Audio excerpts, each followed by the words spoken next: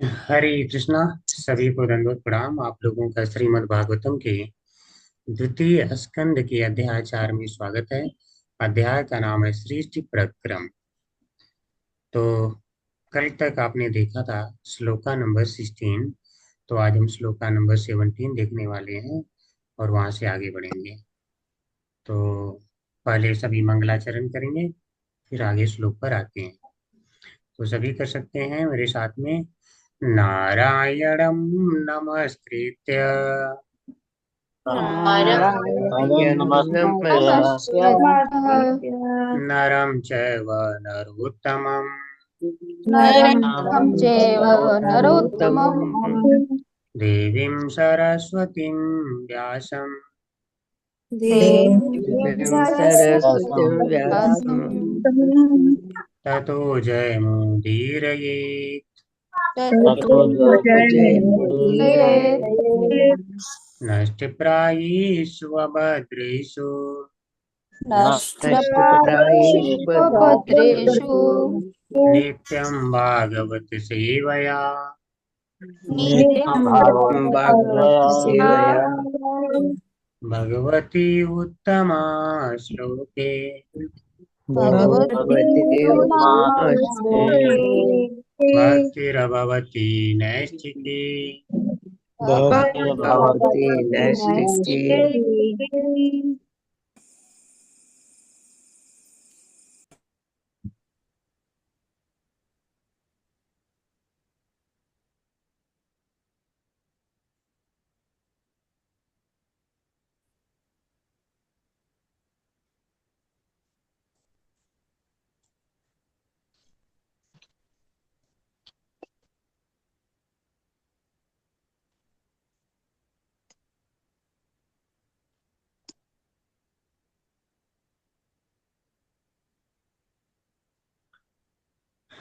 तो आज हम देखने वाले हैं श्लोका नंबर 17। तो सभी इसको रिसाइट कर सकते हैं। तपस्विनो दान पराय यशस्विनो तपोसिनो तपस्विनो दानपरायस्विनो मानस्विनो मंत्रविदः सुमंगला मानसिनो सेवनो मन्त्रविदः सुमङ्गला क्षेमं न विन्दन्ति विनाय तर्पणम् क्षेमं न विन्दति तर्पणम् तस्मै सुभद्रश्रवसे नमो नमः। तस्मै सुभद्रा नमो नमः। तपस्विनो दानपराय यशस्विनो तपस्विनो दानपरायस्विनो मानस्विनो मन्त्रविदः सुमङ्गला मनस्विनो मन्त्रविदः सुमङ्गला क्षेमं न विन्दन्ति विनाय तर्पणम् क्षेमं विनायत्परम् तस्मै सुभद्रश्रवसे नमो नमः। तस्मै सुभद्राश्रवसे नमो नमः। तपस्विनो दानपराय यशस्विनो तपस्विनो दानपरायस्विनो मानस्विनो मन्त्रविदः सुमङ्गला मनो मन्त्रविदः सुमङ्गला क्षेमं न विन्दन्ति विनाय तर्पणम् न वन्द्यन्ते विनायदर्पणम् तस्मै सुभद्रश्रवसे नमो नमः। भद्राशवसे नमो नमः।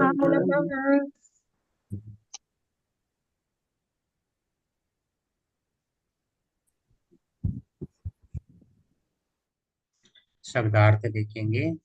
तपस्विना बड़े बड़े विद्वान ऋषि, दान परा बड़े बड़े दानी, यश अश्विना बड़े बड़े लब्ध प्रतिष्ठ, मान अश्विना बड़े बड़े दार्शनिक या योगी, मंत्रविद, वैदिक मंत्रों के उच्चारण करने वाले, शुमंगला, वैदिक सिद्धांतों के कट्टर अनुयायी, क्षेमम, सकाम परि, न कभी नहीं विंदन्ति, प्राप्त करते हैं, विना रहित यत अर्पणम, समर्पण, तस्मै, उसको, सुभद्र, शुभ, श्रव से उसके विषय में सुनकर, नमः, मेरा नमस्कार, नमः, पुनः पुनः, मैं समस्त मंगलमय भगवान श्री कृष्ण को पुनः पुनः सादर नमस्कार करता हूँ, क्योंकि बड़े बड़े विद्वान ऋषि, बड़े बड़े दानी, यश लब्ध कार्यकर्ता,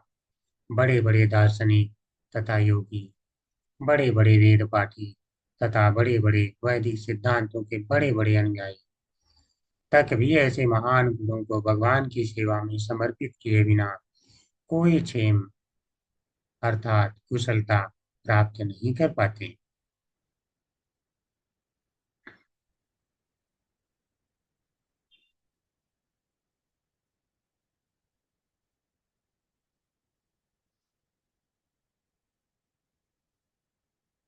ओम नमो भगवते वासुदेवाय। ओम नमो भगवते वासुदेवाय। ओम नमो भगवते वासुदेवाय।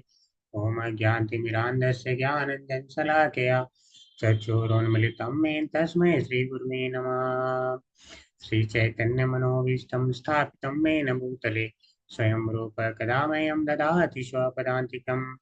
वन्देऽहं श्रीगुरो श्रीयुत्पदकमलं श्रीगुरून् वैष्णवांश्च श्रीरूपं सागरजातं सगणरघुनाथान्वितं तं सजीवम् साधुवैतं सावधूतं परिजनसहितं कृष्णचैतन्यदेवं श्रीराधाकृष्णपादान् सगललिता श्रीविशाखान्वितांश्च नमो ओं विष्णुपादाय कृष्णप्रेष्ठाय भूतले श्रीमते भक्तिवेदान्त स्वामिनिति नामिने नमस्ते सारस्वती देवी गौरवाणी प्रचारिणे निर्विशेषशून्यवादी पाशादरि सदारिणे वाञ्छाकल्पतरुभ्यश्च कृपा सिन्धुभ्येव च पतितानां पावनेभ्यो वैष्णवेभ्यो नमो नमः। हे कृष्ण करुणा सिन्धु दीनबन्धो जगत्पते गोपेश गोपिकान्त राधाकान्त नमोस्तुते। तप्त कांचन गौरांगी राधे वृंदावनेश्वरी वृषभानुसुते देवी प्रणमामि हरिप्रिये। नमो महावदन्याय कृष्ण प्रेम प्रदायते कृष्णाय कृष्ण चैतन्य नामनि गौरतिशे नमः। जय श्री कृष्ण चैतन्य प्रभु नित्यानंद श्री अद्वैत गदाधर श्रीवासादि गौर भक्तवृंद। हरे कृष्ण कृष्ण कृष्ण हरे हरे, हरे राम राम राम हरे हरे। हरे कृष्ण कृष्ण कृष्ण हरे हरे, हरे राम राम राम हरे हरे। हरे कृष्ण कृष्ण कृष्ण हरे हरे, हरे राम राम राम हरे हरे। हरे कृष्णा सभी को।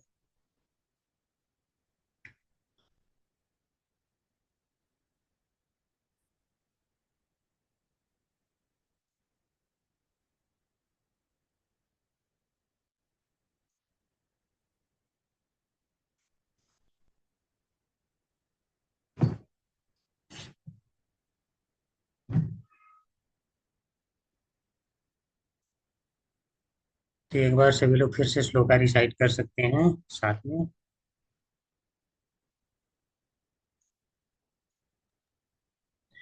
तपस्विनो दान पराय सस्विनो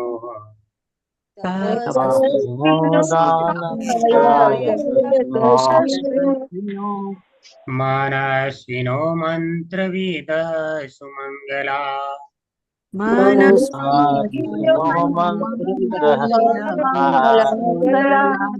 क्षेमं न विन्दन्ति दीनाय तर्पणम्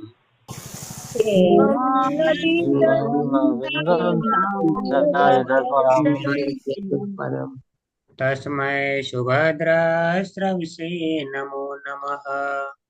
तस्मै नमो नमः। नमो नमः। जो लोग रिसाइट करना चाहते हैं कर सकते हैं। हरे कृष्ण प्रभु जी सादर प्रणाम।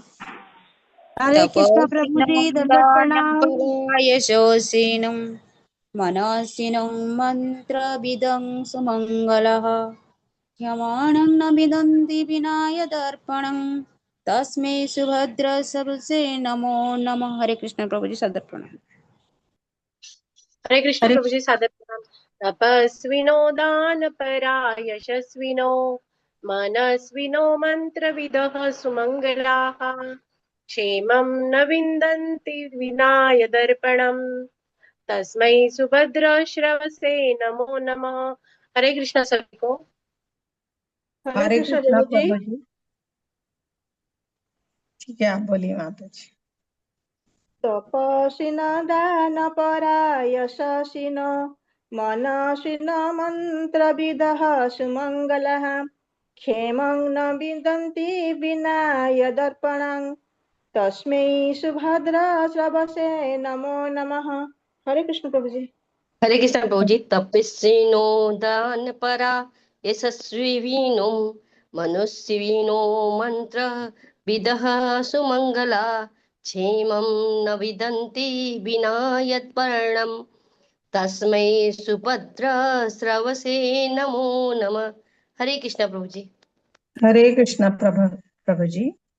तपस्विनो दान परा यशस्विनो मनस्विनो मंत्रविदः सुमंगला क्षेमं न विन्दन्ति विना यदर्पणम् तस्मै सुभद्रा श्रवसे नमो नमः। हरे कृष्णा प्रभु जी। हरे कृष्ण प्रभु जी।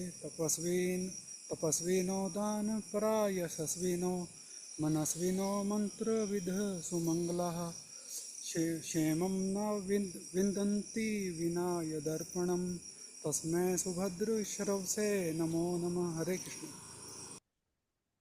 हरे कृष्णा प्रभु जी। तपस्विनो दान पराय शिवनो मनसीवनो मंत्र विधा सुमंगला क्षेमं न विन्दन्ति विनाय दर्पणा तस्मै सुभद्रा श्रवसे नमो नमः। हरे कृष्ण। हरे कृष्ण प्रभु जी। तपस्विनो दान परा यशस्विनो मनस्विनो मंत्र विदा सुमंगलो क्षेमं न विदन्ति विनाय दर्पणम् तस्मै सुभद्रा श्रवणे नमो नमः। हरे कृष्ण। हरे कृष्ण प्रभु जी। जी। तपस्विनो दान पराय यशस्विनो मनस्विनो मंत्र विदः सुमंगलाः क्षेमं न विन्दन्ति विनाय दर्पणम् तस्मै सुभद्रा श्रवसे नमो नमः। हरे कृष्ण प्रभु जी। हरे कृष्ण प्रभु जी। तपस्विनो दान परा यशस्विनो मनस्विनो मंत्रविद सुमंगला क्षेमं न विदन्ति विनाय दर्पणम् तस्मै सुभद्र श्रवसे नमो नमः। हरे कृष्ण। हरे कृष्णा प्रभु जी। तपस्विनो दान परा यशस्विनो मनस्विनो मंत्र विधय समोंगला क्षेमं न विदन्ति विना यदार्पणम् तस्मै सुभद्र श्रवसे नमो नमः। हरे कृष्णा प्रभु जी। हरे हरे कृष्णा। कृष्णा प्रभु जी। जी जी करिए रिसाई। दंडवत प्रणाम। श्लोक 17। तपस्विनो दान परा यशस्विनो मनस्विनो मंत्र विदः सुमंगलाः क्षेमं न विदन्ति विनाय दर्पणम् तस्मै सुभद्रा श्रवसे नमो नमः। हरे कृष्णा। हरे कृष्णा सभी को। हरे कृष्णा। सभी ने बहुत सुंदर रिसाइट किया है। ये देख के लगता है कि आप लोग मतलब ध्यान से सुन रहे हैं। बहुत सुंदर।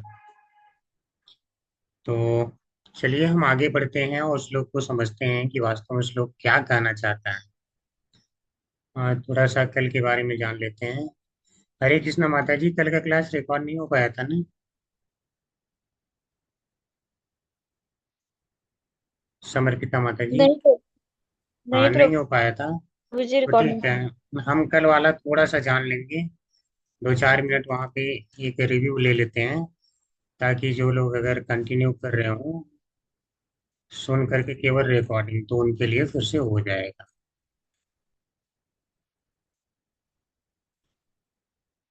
देखिए, पहले तो इसको जानने से पहले, इसके और पहले हमें थोड़ा सा चलना पड़ेगा।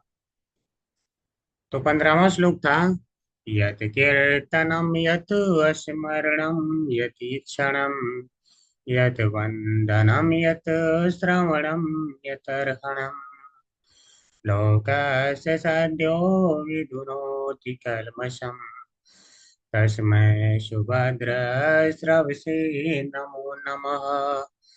तो उन्होंने कहा था, देखो, मैं उस भगवान को नमो नमः बार बार नमस्कार करता हूँ जिनका श्रव यानी यश है। यश कैसा है? सुभद्र, मंगलमय है।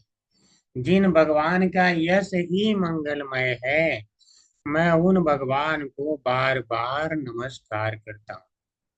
इसीलिए प्रभुपाद जी ने अनुवाद में क्या किया है, मैं उन सर्व मंगलमय भगवान श्री कृष्ण को सादर नमस्कार करता हूँ। यानी उनका यश क्या है? मंगलमय। जो सुन लेता है उसका जीवन मंगलमय हो जाता है, अभी भी मंगलमय हो जाता है और अब के बाद भी। यानी भगवान के धाम में जाता है, वहां भी मंगलमय है। तो भगवान का यश ही मंगलमय है। तो कारण क्या है कि उनका चाहे कीर्तन कर लो, चाहे स्मरण कर लो, चाहे इक्षण, यानी उनका दर्शन ही जाके कर लो मंदिरों में, चाहे वंदनम कर लो, चाहे श्रवणम कर लो, चाहे अरहणम यानी पूजा ही कर लो, ये कुछ भी इनमें से एक भी अगर कर लेते हैं तो लोकस्य उन लोगों के विदुनोति कल्मषम सारे पापों का नाश कर देता है। तो कुछ देर लगती होगी नाश होने में पाप, क्योंकि बहुत ज्यादा लोग अशुद्ध हो गए हैं, ऐसा होगा ना। तो बोल रहे हैं नहीं, ये तो भगवान है ना, इसलिए सद्यो तुरंत नाश हो जाते हैं, कोई समय नहीं लगता नष्ट होने में। समय लगता ही नहीं है। अब भगवान कुछ समय तक बनाए रखते हैं कि लोगों को लगे देखो पतित है। भगवान अपनी भक्ति की महिमा छिपा के रखना चाहते हैं, क्योंकि लोभियों को वो नहीं चाहते मेरे पास आए, लेकिन कलमश तो नष्ट कर ही देते हैं, तो भगवान तुरंत नष्ट कर देते हैं। तो अब बात आती है कि जब भगवान का इतना अच्छा यश है कि कोई सुन भी ले, मतलब इनमें से कोई एक भी कर ले, जितना कीर्तन वर्णन स्मरण है, जो भी बताया गया है, पूजा इत्यादि कोई भी कर ले, तो वह जो है सारे पापों से मुक्त हो जाएगा।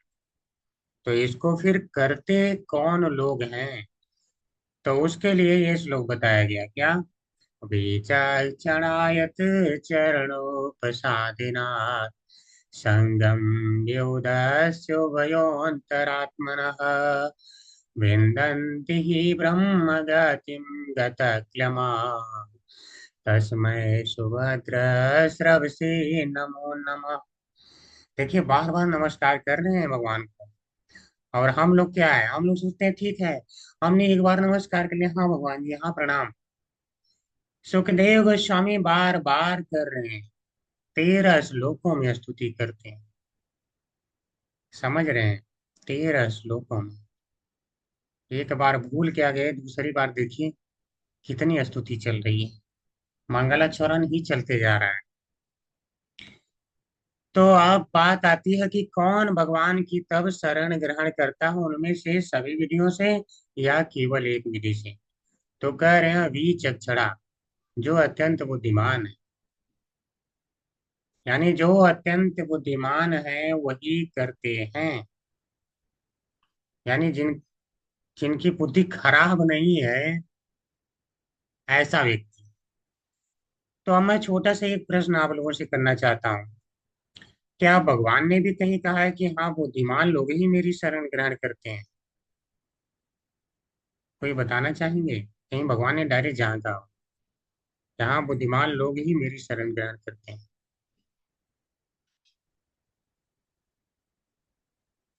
कोई नहीं बताना चाहेंगे? ठीक है, हरे कोई कृष्णा बात। प्रभु। हरे जी जी जो जी भगवान की बताइए। शरण ग्रहण करते वो बुद्धिमान है।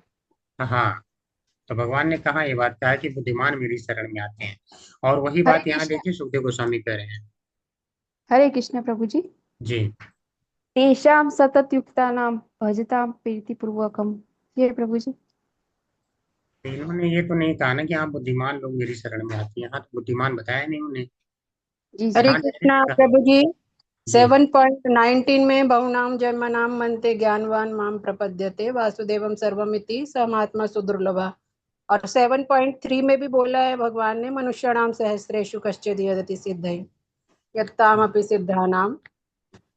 जी जी, माता जी ने काफी मतलब बहुत सही बताया कि जो है बहु नाम जन्मना मनते ज्ञानवान माम प्रपद्यन्ते। माम प्रपद्यते यानी जो है मेरी शरण में बहुत जन्मों के बाद ज्ञानी भी आ जाता है। यानी जब बुद्धि भक्त तो आता ही है, भक्त तो भक्तों की संगति से आ जाता है, लेकिन जो ज्ञानी भी है वह भी बहुत जन्मों के बाद मेरे ही पास आ जाता है, ऐसा भगवान ने कहा है। और भगवान ने ये भी कहा है कि चतुर्विधा भजन्ते मां, वहां भी चार प्रकार के लोग मुझे भजते हैं। जना सुकृतिनो अर्जुन, सारे क्या है सुकृतिनो है, ये सभी शास्त्र के अनुसार चलने वाले होते हैं, अपना सिद्धांत नहीं बनाते हैं। आर्तो जिज्ञासु अर्थार्थी ज्ञानी च वर्तिष्ठ। तो भगवान ने क्या बताया, ज्ञानी और ज्ञानी तेषाम ज्ञानी नित्य उत्तर एक भक्ति विशिष्यते, वह मतलब एकमात्र मेरी भक्ति में लग जाता है। ज्ञानिनो ही प्रियो अत्यर्थम अहम स च मम प्रिय, वह ज्ञानी मुझे प्रिय है और मैं उसे भी प्रिय हूँ। ठीक है, तो ज्ञानी जो है मुझे बहुत ज्यादा प्रिय होता है। प्रियो ही ज्ञानिनो अत्यर्थम, यानी इनमें से सारे में से जो ज्ञानी है वह मुझसे कुछ चाहता नहीं, एकमात्र मेरी भक्ति में लग जाता है। अनेक जन्म उसने गंवाए हैं, अब उसे पता चल गया है कि भगवान की शरण में आना है। और भी भगवान ने बहुत जगह बताया, भगवान ने दूसरे भी अध्याय में बता दिया था, उदूरेण ही अवरम कर्म बुद्धि योगात धनंजय बुद्धौ शरणमयन्वीक्षा कृपणाः फलहेतव। उन्होंने क्या कहा, गर्हित कामों से दूर रहने का अच्छा उपाय बुद्धि योगात, बुद्धि योग यानी मेरे भक्ति योग में आओ, ये अच्छा उपाय है। देखो भक्ति योग में जो आ जाता है वो सारे न पशु को मारता है न कुछ ऐसे काम करता है, वो गरित कामों से दूर हो जाता है। इसीलिए भगवान ने कहा है बुद्धौ शरणम अन्विच्छ, जो बुद्धिमान है वो शरण में आते हैं। कृपणा फल हेतु, जो कृपण है वो तो केवल फल के लिए ही आते रहते हैं। तो क्या कहा, तस्मात् योगा युञ्जस्त्वं योग कर्मसु कौशलम। ठीक है, बुद्धि युक्तो जहाति वे सुकृत दुष्कृते। तो बुद्धि युक्तो यानी जो बुद्धि योग में लगे हैं, भक्ति योग में लगे हैं, उनके इस जीवन में या किसी भी जीवन के लिए सारे जो पाप हैं वो नष्ट हो जाते हैं, उनसे वो मुक्त हो जाता है। लोग परलोक कहीं कभी कुछ भी हो, सारे से मुक्त हो जाता है। वो भी सुकृत दुष्कृत, चाहे सुकृत यानी बुरे कर्म का भी कोई फल नहीं है, दुष्कृत्य दुष्कृत्य का भी नहीं रह जाता है, सारे से वो मुक्त है। यानी कि वह क्या हो गया, अकर्म की स्थिति, यानी भगवान के धाम में जाने के योग है, कोई फल ही नहीं चाहता है, वैसी स्थिति है। इसीलिए उन्होंने कहा है बुद्धौ शरणम अनिच्छ।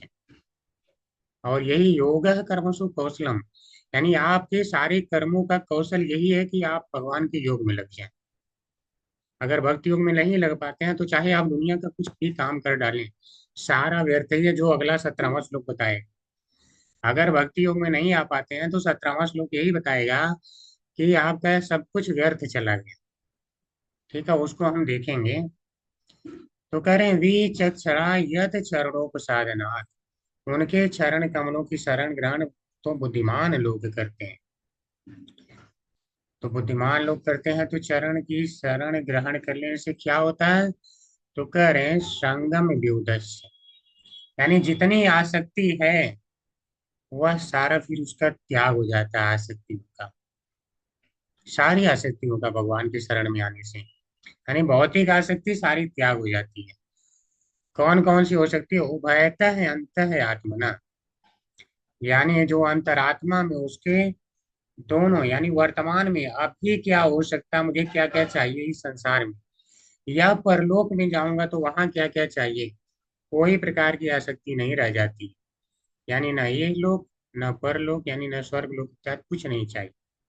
सारी प्रकार की आसक्तियों का अंतरात्मा से उसके त्याग हो जाता है। और क्या होता है, विंदंत ही ब्रह्म गति, ब्रह्म गति को प्राप्त करता है।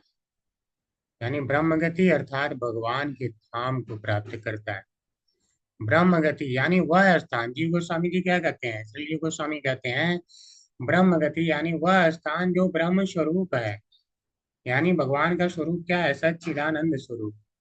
तो धाम उनका स्वरूप है, तो वह क्या ब्रह्म की समान धाम है, उनकी अंतरंगा शक्ति से बना हुआ धाम, भिन्ना शक्ति नहीं है वो। तो वैसे धाम को प्राप्त करता है। और तो कोई कह सकता है कि थोड़ा कठिनाई होती होगी धाम प्राप्त करने में। कठिनाई तो होती होगी ना, धाम तक जाना है। एक आईएएस की चेयर इसी संसार में प्राप्त करने में कितनी कठिनाई होती है। तो सुखदेव गोस्वामी कह रहे हैं ऐसा नहीं है, गत क्लमा, बिना किसी कठिनाई के, यानी बिना किसी परिश्रम के।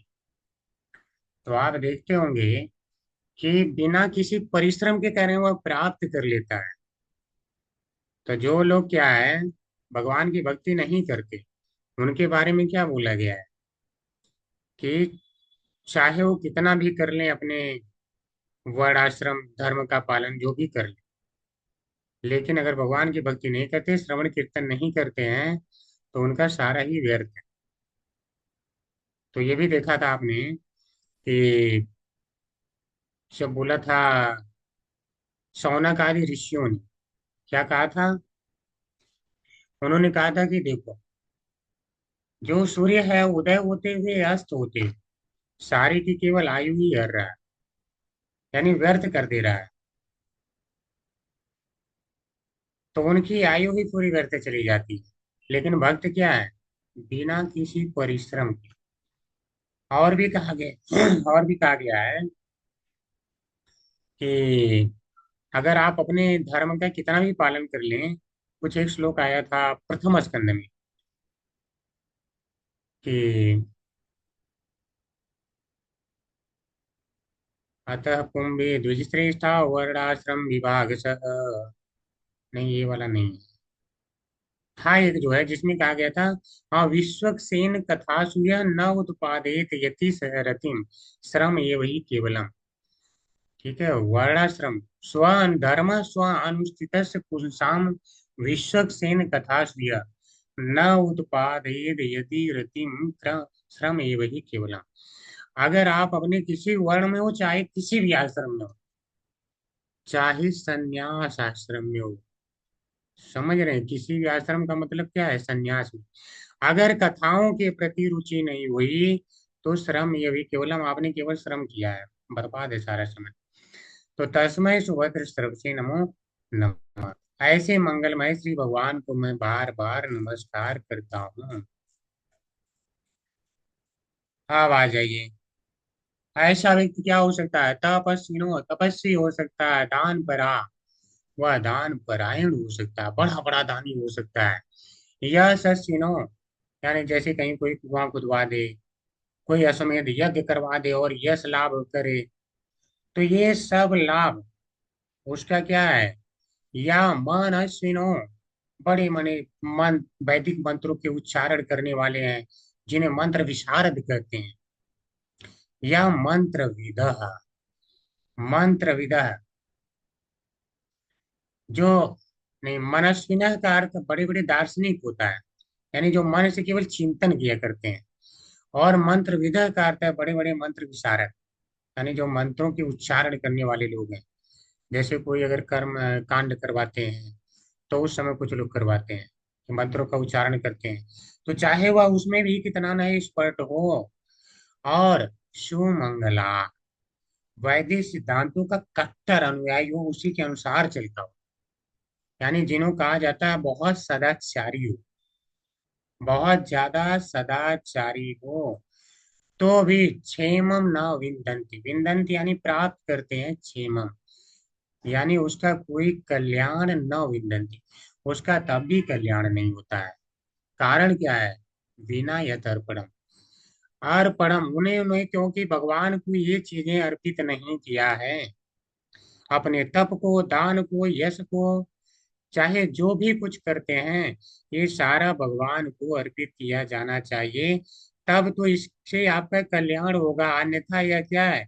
इस संसार में या तो आपको पुण्य कर्म कितना भी किया तो वो जन्म ही दिलवाएगा, जन्म मृत्यु जरा व्याधि फिर से दिलवाएगा, तो उसका कोई फल नहीं है, सारा व्यर्थ चला गया। यानी तप, दान, यश इत्यादि चाहे आप कितने भी कुछ भी कर लें, आप कितने बड़े ज्ञानी हो सकते हैं, मनस्वी हो सकते हैं, लेकिन आपका सारा व्यर्थ है, क्योंकि भगवान को आपने अर्पित नहीं किया।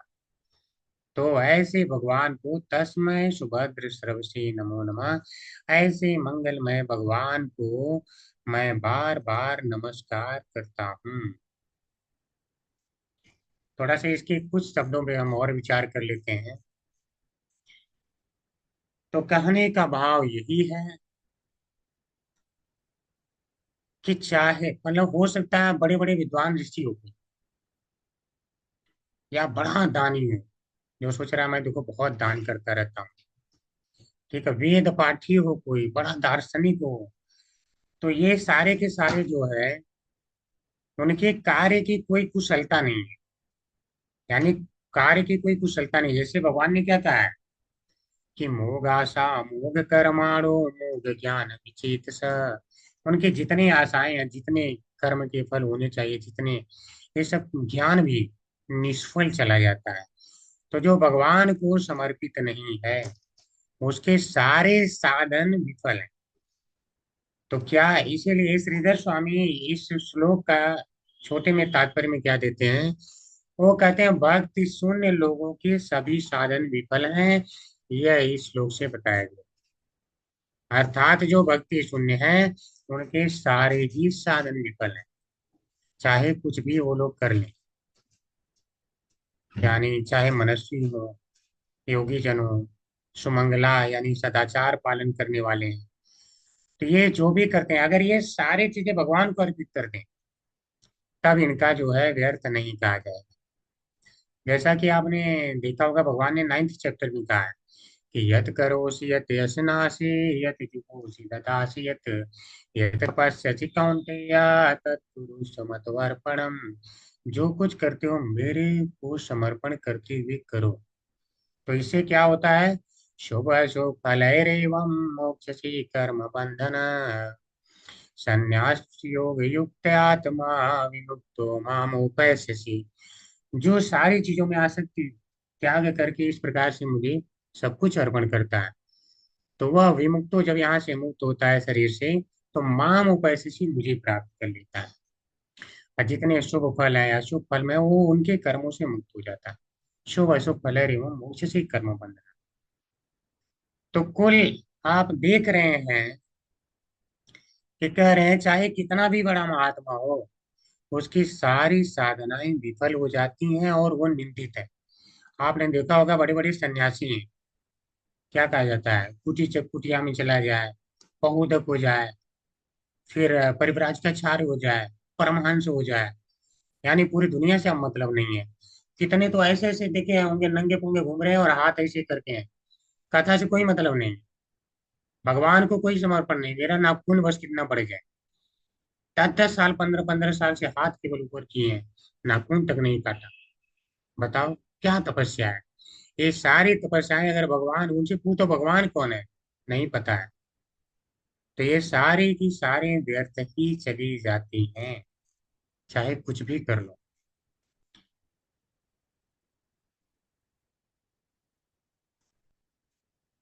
तो इसमें हम तात्पर्य पढ़ेंगे। हरे कृष्णा माता जी, तात्पर्य पढ़ने का मौका दे सकते हैं?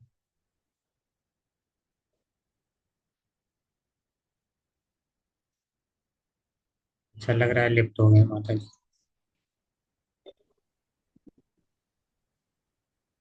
हरे कृष्णा सत्येंद्र प्रभु जी।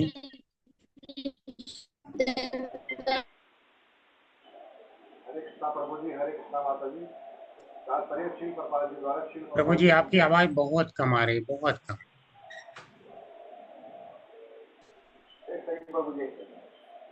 जी बहुत कम आ रही है। हरे कृष्णा गिरजा माता जी, आप पढ़े।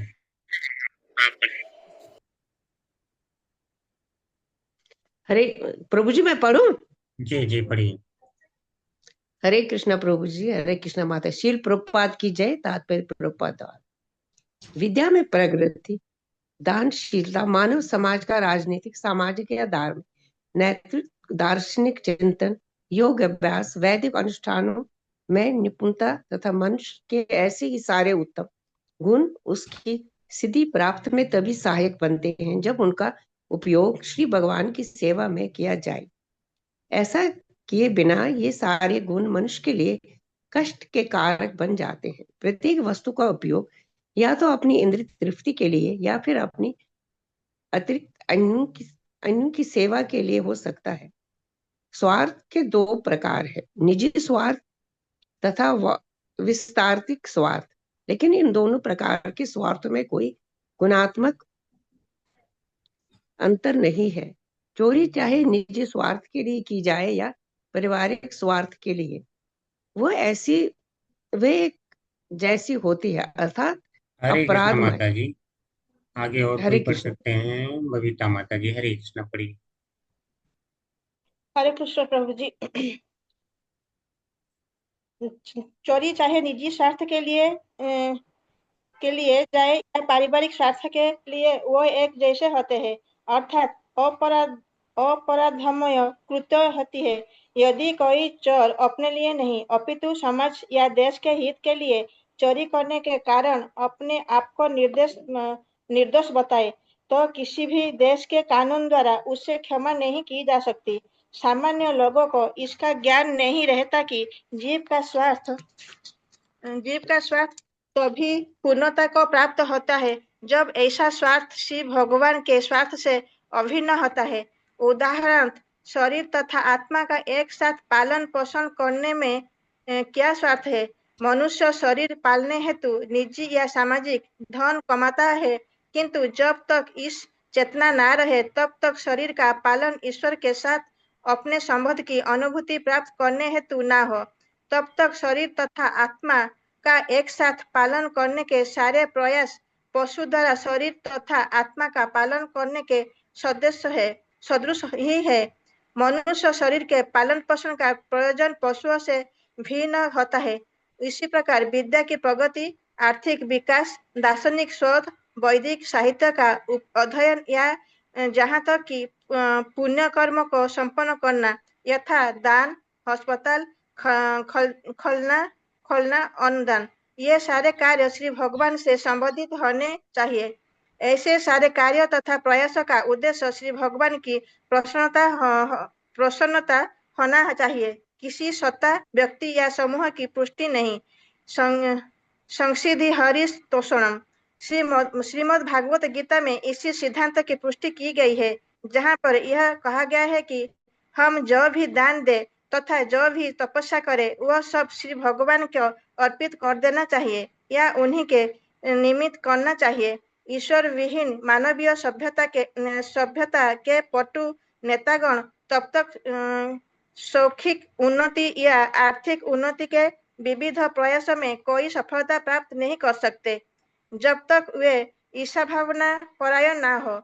और इस भावना परायण होने के लिए मनुष्य को सर्व मंगलमय श्री भगवान के विषय में उस तरह से श्रवण करना होता है जिस रूप में श्रीमद् भागवत गीता तथा श्रीमद् भागवतम में उनका वर्णन हुआ है। हरे कृष्ण प्रभु जी। हरे कृष्णा माता जी, हरे कृष्ण। तो तात्पर्य श्री प्रभुपाद जी के द्वारा समझते हैं। प्रभुपाद जी क्या कह रहे हैं? विद्या में प्रगति, विद्या में प्रगति यानी मनस्वी बहुत ज्यादा मान लो ज्ञान प्राप्त कर लिया है, दानशीलता, जो दान करा बोले, मानव समाज का राजनीतिक, सामाजिक या धार्मिक नेतृत्व, दार्शनिक चिंतन, योगाभ्यास, वैदिक अनुष्ठानों में निपुणता तथा मनुष्य के ऐसे सारे उत्तम गुण उसकी सिद्धि प्राप्ति में तभी सहायक बनते हैं जब उनका उपयोग भगवान की सेवा में किया जाए। तो कहने का अर्थ है कि आपके पास सारे उत्तम गुण हो सकते हैं, लेकिन अगर भगवान की सेवा में न लगाए जाए तो इन उत्तम गुणों का कोई फल नहीं। अब आप कहेंगे प्रभु जी देखो लोग फल पा जाते हैं जो भगवान की सेवा में नहीं लगे हैं, बहुत ज्यादा अमीर अमीर है, समझ रहे हैं, बहुत ज्यादा, इतनी बिल्डिंगें लहरा रही हैं, पा तो जाते हैं। तो इस श्लोक को हम कैसे समझे भी? ये तो विरोध होता हुआ प्रतीत हो रहा है। तो इसका आचार्य लोग बताते हैं कि देखो जब आप जो है, आपको भले नहीं कुछ दिख रहा है, भक्ति कर रहे हैं कि हमें ये प्राप्त हुआ, तो आप जो पाते हैं पहले तो जो वो आनंद है, वो अनंत है, अनंत आनंद है। और जो वो लोग पाते हैं उनको इतने ज्यादा मानसिक टेंशन और कष्ट रहते हैं जिसकी कोई सीमा ही नहीं है। देखने में ही बिल्डिंगें लहरा रही हैं, ऐसे लोगों को आत्महत्या करते हुए भी देखा जाता है। और मान लो नहीं भी किया तो आप देख रहे होंगे कम से कम 20-20 डॉक्टर जो है एक एक आदमी के पीछे लगे रहते हैं, 20-20 लगाना पड़ता है। और ये भी छोड़ दो, जब आप भगवान के धाम में जाते हैं तो भगवान क्या करते हैं, आपको अपना धाम ही दे देते हैं, धाम में बुला लिए। तो धाम में क्या है, ऐश्वर्य की कोई सीमा है, अनंत ऐश्वर्य। अगर ऐश्वर्य चाहिए तो जिसको, ऐसे तो भक्तों को कुछ नहीं चाहिए, उनकी तो इच्छा ही भगवान की केवल सेवा होती है। तो अनंत ऐश्वर्य, उस अनंत के सामने इनका ऐश्वर्य क्या है? सोचिए, अनंत में से अगर इनका ऐश्वर्य निकाल दिया जाए तो भी अनंत ही बचता है, यानी इनके ऐश्वर्य की कोई वैल्यू नहीं है। या अगर परसेंटेज में निकालें तो मान लो किसी के पास 1 अरब रुपए हो जाए, 1 अरब का अनंत से अगर परसेंटेज निकालें कि अनंत में से कितना परसेंट पा लिया, कोई है? तब भी 0 ही % हुआ। ठीक है, अनंत से जो चीज डिवाइड किया जाएगा वो 0 ही होगी। तो यानी यह संसार में भी जो पाते हैं भगवान, भले इस संसार के लोगों को देखने में बहुत ज्यादा लग रहा हो, लेकिन जो भगवान के धाम में ऐश्वर्य है उसके हिसाब से क्या है, कुछ नहीं है, 0 ही है। तो अगर ये पाते भी हैं तो क्या 0 ही पाते हैं, जन्म मृत्यु का बार बार चक्र ही तो पा रहे हैं।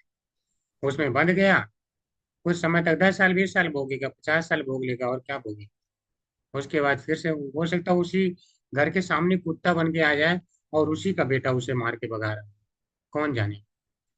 तो इनके जो भी मिलते हैं, इसीलिए भगवान ने गीता में भी कहा, मोग आशा मोग कर्माणु मोग ज्ञान विचेतसा राजसीम आसुरीम चैव प्रकृति मोहिनीम श्रिता। इस प्रकार जो प्रकृति से मोहित रहते हैं वे लोग क्या करते हैं, राजसी आसुरी योनियों को ही प्राप्त करते हैं, वैसी योनियां प्राप्त करते हैं।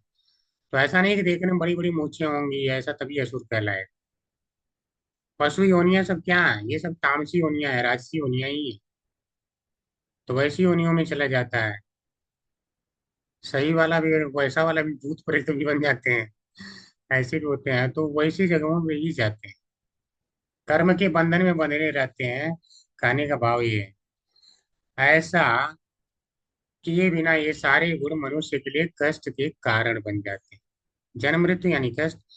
प्रत्येक वस्तु का उपयोग या तो अपनी इंद्रिय तृप्ति के लिए या फिर अपने अतिरिक्त अन्यों की सेवा के लिए हो सकता है। समझ रहे हैं, वस्तु का प्रयोग अब बता रहे हैं प्रभुपाद जी कि हम 2 प्रकार से कर सकते हैं। अगर कोई स्वार्थी भी हो तो स्वार्थ 2 प्रकार का होता है, निजी स्वार्थ और विस्तारित स्वार्थ। लेकिन दोनों में कोई अंतर नहीं है, गुणात्मक अंतर नहीं, प्रभुपाद जी कह रहे हैं स्वार्थ तो स्वार्थ ही होता है। और जैसे निजी स्वार्थ के लिए कुछ लोग काम करते रहते हैं, चोरी मान लो कर लिया। अब कुछ लोग क्या करते हैं कि पूरे समाज की भलाई कहते हैं कि ठीक है मैं पूरे समाज की भलाई कर रहा हूँ, मान लो कोई चोरी करके कर रहा है या लोगों के को किसी प्रकार से ठग ठग के कर रहा है, या किसी नेता का उदाहरण ले लीजिए, तो कैसे कैसे क्या मतलब कितनों का पैसा, टैक्स का पैसा उचित जगह ना लगा के अनुचित जगह, वह किसी को हमने तो सुना है कि किसी किसी को सब्सिडी दे देते हैं, सब्सिडी दे देते हैं और कहते हैं कि जाओ तुम हज कर लो तो या कुछ कर लो, इस प्रकार के मतलब कुछ चले जाओ कर लो। क्या मतलब है, अगर आपने टैक्स का पैसा लिया तो उचित जगह पे लगा सकते हैं। या कहीं कहीं जो है किसी किसी स्टेट में कुछ कुछ जो धार्मिक गुरु टाइप के लोग हैं, उनको वो लोग पेमेंट दे रहे हैं हमारे टैक्स के पैसे से। तो ये सब क्या है? ये सब क्या है? उनका उपयोग तो किया नहीं। ये स्वार्थ है कि मैं अगली बार फिर से चुनाव में जीत जाऊं। हो सकता है एक विशेष वर्ग के लोगों का उसने भला कर दिया हो कि चलो मैंने देखो इनका भला किया, इतना इतना पैसा बचाया। तो एक लोगों का पैसा डुबाया भी तो जो स्वार्थ है, चाहे विस्तारित स्वार्थ तो बहुत लोगों के बीच में किया जाए, चाहे अपने लाभ के लिए किया जाए, वो स्वार्थ स्वार्थ ही होता है। इसीलिए प्रभुपाद जी उदाहरण दे रहे हैं, चोरी चाहे निजी स्वार्थ के लिए की जाए या पारिवारिक स्वार्थ के लिए, वह एक जैसी होती है, अर्थात अपराधमय। वह अपराधमय ही है। अब आप देखो, मान लो किसी अन्य देश में चले जाएं, वहां से चोरी करके लाए इंडिया में, सोचे कि मैं बेच दूं और वहां आप पकड़े जाएं, तो क्या बोलेंगे कि मैं तो उतने लोगों का भला करना चाहता हूँ, इसलिए मैंने अच्छा किया? तब भी आपका चोरी अपराध में ही कहा जाएगा, चाहे आप विस्तारित स्वार्थ, नियम से आप बच नहीं सकते हैं। तो यदि कोई चोर अपने लिए नहीं अपितु समाज या देश के हित के लिए चोरी करने के कारण अपने को निर्दोष बताए, तो किसी भी देश के कानून द्वारा उसे क्षमा नहीं किया जा सकता। और जो भगवान के यज्ञ के लिए कार्य नहीं करता है और अपने लिए केवल भोग करता है, उसे भगवान ने क्या कहा है? स्तेन एव च, चोर के समान है। चोर के समान है वे सब, भगवत गीता में।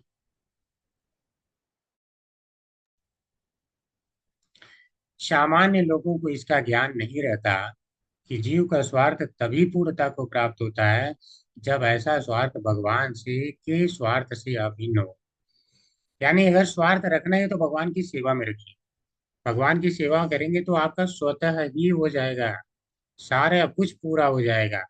जितना हम स्वार्थी होकर के अपना सब कुछ पूरा करना चाहते हैं, हमें वास्तविक स्वार्थ ही नहीं पता है कि वास्तविक स्वार्थ तो किसी प्रकार भगवान की सेवा करना है। अगर ये कर लिया तो हमारी भी सारी इच्छाएं न चाहते हुए भी पूरी होंगी। न चाहते हुए भी अर्जुन कोई राज्य नहीं चाहता था, बस एक ही था कि भगवान की सेवा करे। तो भगवान की सेवा वह किया, तो भगवान ने क्या है, पांडवों को सारा कुछ ही दिया। ध्रुव महाराज हैं, कुछ नहीं चाहते थे, भगवान ने सारा दिया। उदाहरणार्थ शरीर का आत्मा, शरीर तथा आत्मा का एक साथ पालन पोषण करने में क्या स्वार्थ है? तो इसको बता रहे हैं, मनुष्य शरीर पालने के लिए निजी या सामाजिक धन कमाता है, किंतु जब तक इस चेतना न रहे, जब तक शरीर का पालन ईश्वर के साथ अपने संबंध की अनुभूति प्राप्त करने के लिए न हो, तब तक शरीर तथा आत्मा का एक साथ पालन करने के सारे प्रयास पशु द्वारा शरीर तथा आत्मा का पालन करने के सदृश ही हैं। अब देखो, पशु भी खाता है, तो पशु का शरीर पुष्ट हो रहा है, उसमें आत्मा आनंद पा रही है घास खाती। उसकी इच्छा थी पशु बनने की, बिना कुछ किए मिल जाए सारा कुछ, भगवान ने दे दिया। लो, बिना कुछ किए दे दिया, खाओ। लेकिन साथ में कष्ट भी होते हैं। एक इच्छा बहुत सारे कष्टों को लेकर के चलती है। तो शरीर तो अपना वो पाल रहे हैं, लेकिन भगवान से उनका कोई संबंध नहीं है। तो इसी प्रकार से जो भगवान से संबंध मनुष्य भी नहीं रखता है, अपनी सेवाओं में कहीं नहीं रखता है, केवल अपने ही शरीर पालन के लिए करता है, तो वह क्या, वो भी पशु के समान है। तो जैसे कहा गया है कि आहार निद्रा भय मैथुनम च सामान्य एतत् पशुभिः नराणाम् धर्मो हि तेषाम् अधिको विशेषो धर्मेण हीनाहि पशुभिः समाना। तो देख रहे हैं, आहार निद्रा भय मैथुन तो सारे लोगों में है, पशुओं में, इंसानों में है। अंतर केवल धर्म का है। धर्मेण हीना ही पशु समाना, जो धर्म से हीन है वो पशु के समान ही है। पशु के समान ही है, कोई अंतर नहीं है। आपने यहाँ भी पढ़ा था, स्व विटवरा उष्ट खर संस्व पुरुष पशु न यत स कर्ण पथो पेतो जो भी है, उसके बाद क्या था, भगवान का नाम था, जिसके भगवान कान में भगवान का नाम नहीं जाता है। न यत कर्ण पथो पे तो नाम गदाग्रज, कुछ था अभी हमने इधर ही पढ़ा था, याद नहीं आ रहा। ठीक है, तो अगर नहीं जाता है तो वह पशु के समान ही है। चलिए ठीक है, आप लोगों को याद हो, मैं ये मान के चलता हूँ। न यत कर्ण पथो पे तो यद नाम गदाग्रज, ऐसे ही था कुछ। किसी को याद है तो बता सकते हैं तब तक।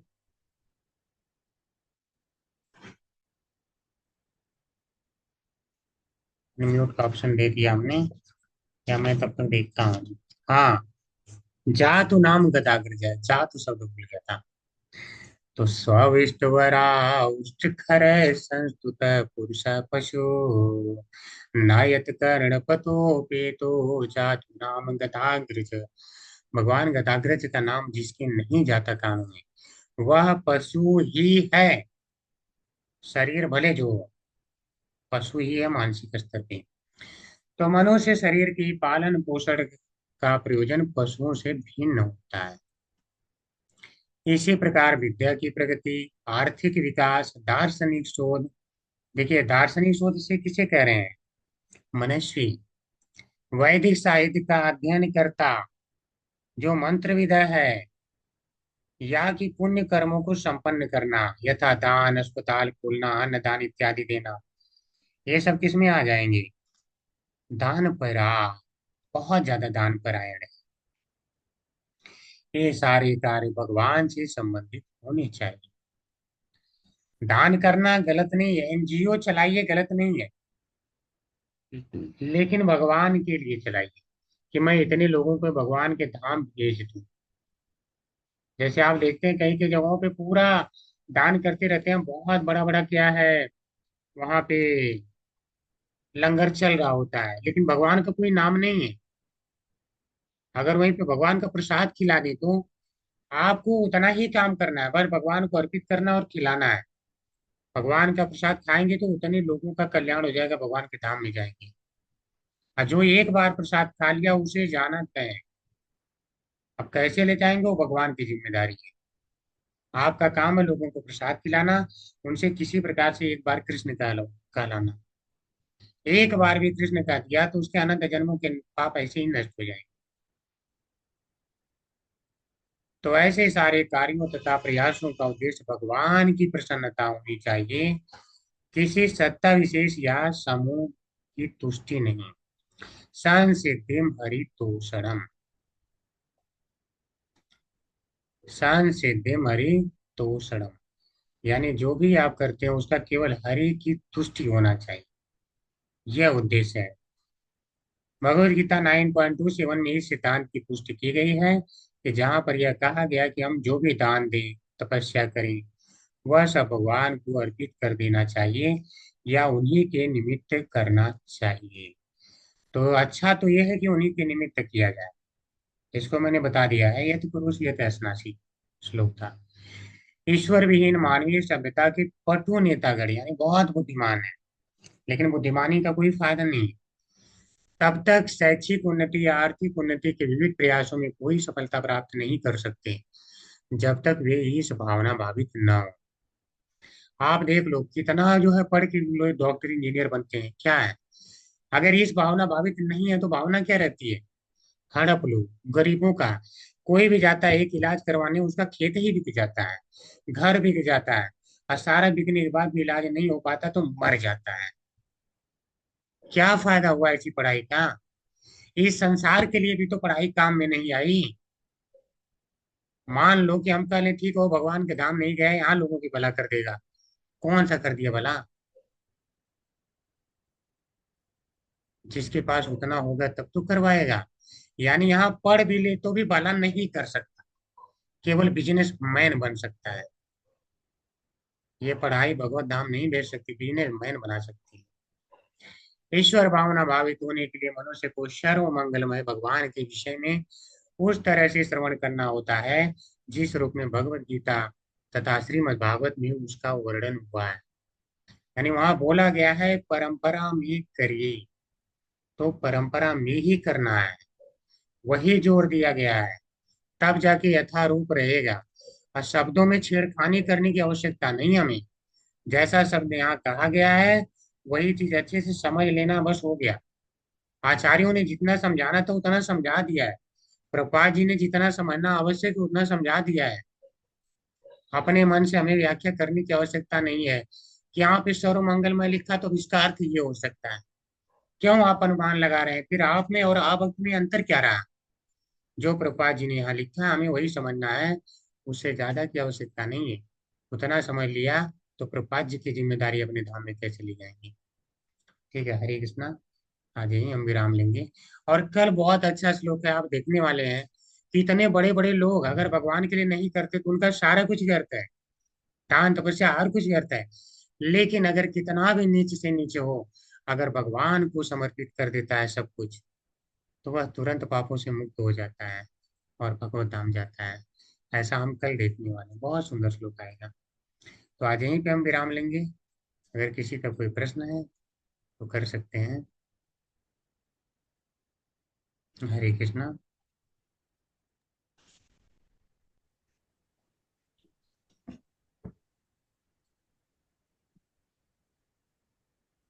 कोई प्रश्न नहीं, सारे लोग बिल्कुल सीरियस हो गए। श्लोक अच्छा था, थोड़ा सीरियस करने वाला था, बट बिना सीरियस हुए भक्ति नहीं होती, ये भी सत्य है। सीरियस तो होना पड़ता है। आप देखेंगे एक आईएएस की चेयर चाहिए तो उसके लिए भी लोग दिन रात पढ़ाई करते हैं, दिन रात 3-4 घंटे सोते हैं। तो अब सीधे भगवत धाम में भगवान के चरण कमलों की सेवा ही चाहिए। पूरा एक यहाँ से जाकर के दूसरी जगह चेयर पे नहीं बैठना है, सीधे ब्रह्मांड के 7 अवर्णों को पार करके भगवान के धाम जाना है। तो उसके लिए तो थोड़ा सीरियस तो होना ही होगा। ठीक, चलिए कोई बात नहीं। हरे प्रभु जी ये निजी स्वार्थ और गुणात्मक, निजी स्वार्थ और विस्तारित स्वार्थ, ये एक बार बताइए ना प्लीज। निजी स्वार्थ मतलब जैसे कुछ लोग अपने भले के लिए मान लो चोरी कर लेते हैं, तो यह निजी स्वार्थ में आ जाएगा कि मैं अपने निजी स्वार्थ के लिए जो भी कर रहा हूँ अपने लिए कर रहा हूँ, मेरे परिवार मेरा भला हो जाए, मेरे परिवार का भला हो जाए, बस यहीं तक सीमित है। लेकिन अगर कुछ लोग हैं जो लोग कहते हैं कि ठीक है हम मान लो चोरी ही कर लिए, तो चोरी करके लोगों का देखो समाज का भला कर रहे हैं। हमने इतना लोगों से कमाया तो हमने एनजीओ में दान दे दिया, वो लोगों का भला हो रहा है वहां पे। 1,000 लोग जाएंगे तो 1,000 लोगों का भला हो जाएगा। तो यह क्या हो गया? विस्तारित स्वार्थ हो गया। वहां भी अपना नाम कमाना चाहते हैं। चोरी के पैसे से मान लो वहां दिया, किसी के कुछ तरीके से मतलब गलत तरीके से कमा के दिया, तो भी यह स्वार्थ क्या है उसका? नाम कमाने का है। तो यह विस्तारित स्वार्थ है।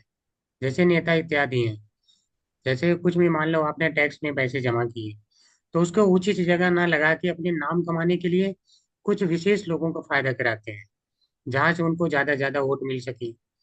ठीक है, तो इसमें निजी स्वार्थ और विस्तारित स्वार्थ दोनों ही आ जाते हैं। तो इस प्रकार से निजी स्वार्थ और विस्तारित होते हैं। क्यों होता है? तो इसमें भगवान के लिए हम क्या समझे प्रभु जी? भगवान के लिए आपको यह स्वार्थ। समझना है कि जो कुछ करना है आपको सारा भगवान के लिए करना है। अगर आपने कुछ मान लो दान ही करना चाहते हैं तो आप वैष्णवों को दान करें, भगवान के मंदिर में जाइए दान करिए। जहाँ से अगर मान लो उन्हें वहाँ वही मान लो उसे लंगर ही चलवाना है तो भगवान के मंदिर में करके लंगर करवा दीजिए। तो उससे फायदा क्या होगा कि लोग प्रसाद खाएंगे। तो इसमें आपका कोई जी। स्वार्थ नहीं है। अब आप जो लंगर करवा रही हैं, लोग भगवान का प्रसाद खाएंगे तो उतने लोग को भगवान जाने के धाम जाने का एक मार्ग मिलेगा। भगवान का अब जिम्मेदारी हो जाएगा कि उन्हें कैसे शुद्ध करेंगे, अपने धाम ले जाएंगे। तो यह आपका स्वार्थ की श्रेणी में नहीं आएगा, यह भक्ति हो जाएगा। ठीक माता जी, तो इस प्रकार से या तपस्या कर रहे हैं कोई भी, जैसे कुछ लोग तपस्या करते हैं, हमने बताया कि वह क्या है, हाथ उठा कैसे है मेरा नाम हो जाए। ये एक निजी स्वार्थ, अपना नाम कमाना चाहते हैं। क्यों कमाना बिल्कुल। चाहते हैं? कांटे पे लेटे रहते हैं। क्या जरूरत है नंगे होकर कांटे पे लेटने के लिए? कहाँ भगवान ने कहा? दिखाइए शास्त्र में कि भगवान ने कहा है कि नंगे होकर के कांटे पे लेट जाना। ठीक है, ऐसा नहीं है। आप अगर तपस्या ही करना चाहते हैं, अपने आप को सही में तपाना चाहते हैं, तो दिन रात पढ़िए शास्त्र, लोगों को जो है प्रचार प्रसार करिए। दिन रात अपने आप को इतना तपा दीजिए कि उसे ढंग से पढ़िए और प्रचार प्रसार में लग जाइए। ये होगा आपका जो सेवा में बदल जाएगा, तप आपका सेवा में बदल जाएगा। जो तप आपका एक निजी स्वार्थ के लिए था, अब वो सेवा में बदल गया। ठीक है, मेरा नाम हो जाए, आप नाम कमा रहे थे, आप अपने आप को शरीर मान रहे थे, अपने आप को भगवान आत्मा मान के, भगवान का सेवक मान के भगवान की सेवा में प्रचार प्रसार में लगी, तो ये आप स्वार्थ नहीं रहे, भगवान की सेवा में लगी है। ठीक है माता जी। जी प्रभु जी, बहुत तो बहुत हर चीज को, धन्यवाद प्रभु जी। जी जी, हर चीज को भगवान की सेवा में बदल देना। जी हरे कृष्णा। अमित प्रभु जी, कोई प्रश्न है? हरे कृष्ण प्रभु जी, दंडवत प्रणाम। धन्यवाद प्रणाम। और प्रभु जी एक प्रश्न था, तो जैसे आपने बताया कि बुद्धिमान लोग और ज्ञानवान लोग भी कुछ जन्मों में भगवान कृष्ण की सेवा में आ जाते हैं, तो प्रभु जी बुद्धिमान और ज्ञानवान में मतलब आपकी दृष्टि से क्या अंतर है प्रभु जी?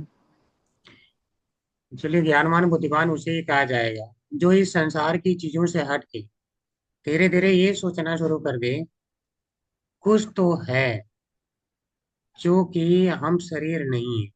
हम हैं क्या वास्तव में? अगर शरीर होते तो बचपन में हम कुछ और थे, तब हम मान रहे थे कि हम ये हैं। आज हम ऐसे दिख रहे हैं तो आज हम मानने लगे ये हैं। तो धीरे धीरे जिसकी बुद्धि काम करने लगी और वह आत्म तत्व यानी आत्मा और परमात्मा के बारे में थोड़ा थोड़ा विचार करना शुरू कर दे, तब जाके इस तत्व को जो विचार करने शुरू कर देता है वह बुद्धिमानों की श्रेणी में आना या ज्ञानियों की श्रेणी में आना शुरू हो जाता है। ठीक है, और जब पूर्णतः जान जाता है तो ये जान जाता है कि मैं तो भगवान का नित्य सेवक हूँ। ठीक है, जीवेर स्वरूप है कृष्ण नित्य दास। मैं तो नित्य दास हूँ, मुझे उनकी ही सेवा करनी चाहिए, मैं तो आत्मा हूँ, मैं शरीर हूँ नहीं। तो भगवान की सेवा में लग जाता है। तो ये बुद्धि बुद्धिमत्ता की पूर्णता कहलाती है, यानी अब उसके ज्ञान वास्तव में पूर्ण हुआ है। अब वह जान गया वासुदेव सर्वमिति, कि भगवान कृष्ण ही सब कुछ है, मैं इनका सेवक हूँ, मुझे इनकी सेवा में लगना है। तब ज्ञान की सिद्धि हो जाती है। जी, हरे कृष्णा। जी हरे कृष्ण। जी, हरे कृष्णा आशा माता जी।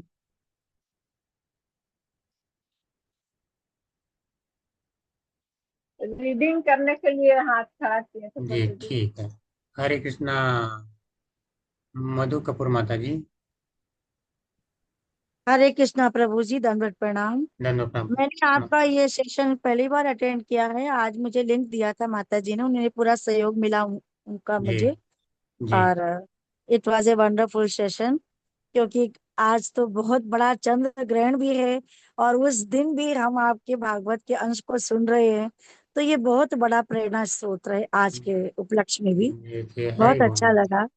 हरि बोल। बहुत अच्छा लगा आपके मुखारबिंद से जो अच्छे श्लोक हमने सीखे। I M G ji grateful, बहुत कृतज्ञ हूँ आपकी।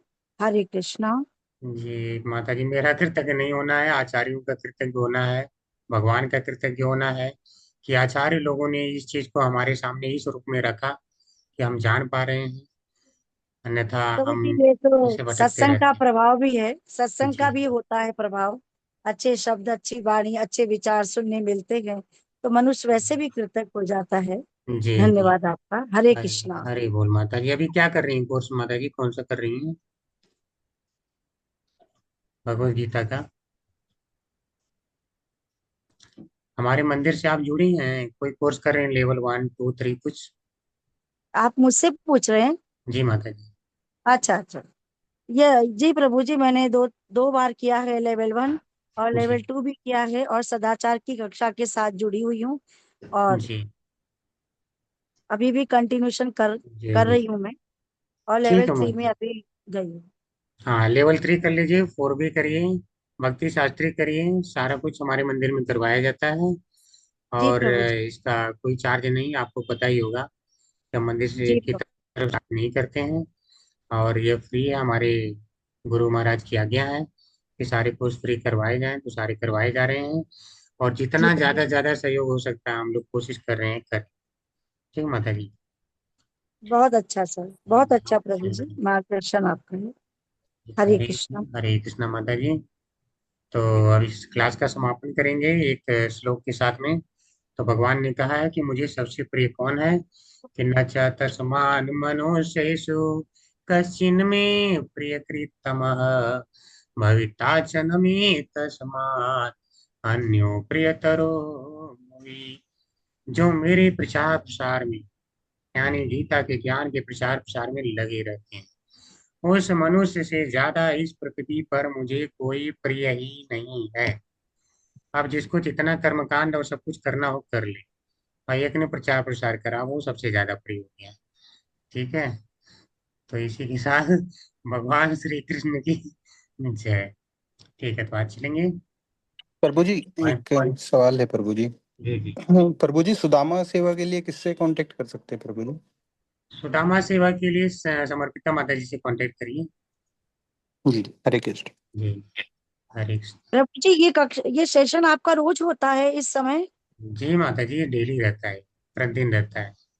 ठीक है प्रभु जी, जी। धन्यवाद। और इसको हमारे जो गुरु महाराज हमारे हमको भी शिक्षा देते रहते हैं। तो गौर मनमोहन दास प्रभु जी हैं, ज्यादातर वही क्लास लेते हैं, हम लोग कभी कभी ले लेते हैं। तो आप आएंगे तो उनके मुख से और आपको आनंद आएगा। जी माता जी। जी प्रभु जी, इन्हें ग्रुप में आज ऐड भी कर माता जी दीजिए। का सहयोग मिला, जी, तभी मैंने भक्तों का ज्वाइन सहयोग किया। मिलता रहता है। जी जी प्रभु जी, बिल्कुल सही बात है आपकी। जी, तो आज चलते हैं फिर। वांछा कल्पतरुभ्यश्च कृपा सिन्धुभ्यैव च पतितानां पावनेभ्यो वैष्णवेभ्यो नमो नमः। अनंत कोटि वर्षों वृंद की जय श्रील प्रभुपाद की जय श्रील व्यास देव की जय जय। सभी वैष्णव आचार्यों की जय। हरे कृष्णा, सभी को दंडवत प्रणाम। हरे कृष्ण प्रभु जी, कृष्ण हरे प्रभु जी, कृष्ण, सादर हरे प्रणाम। कृष्ण। बहुत बहुत धन्यवाद प्रभु जी।